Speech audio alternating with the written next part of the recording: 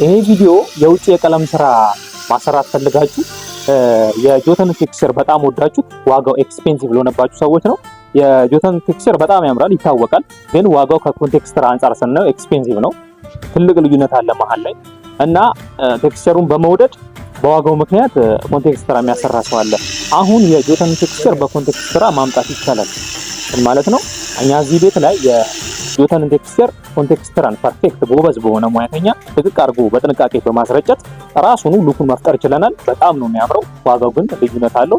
ኳሊቲና ውበቱ አንድ በሚባል ደረጃ ማለት ነው ሰርተነዋል። ኋላችን ያለውን ይመስላል። እዚህ ቤት ላይ በግሬ ከለርና ቀለሙን በነጭ ተጠቅመነዋል። በጣም ነው የሚያምረው ቴክስቸሩ ማለት ነው። ይሄንን ነው የሚመስለው ድቅቅ ያለ በጣም የሚያምር ማለት ነው።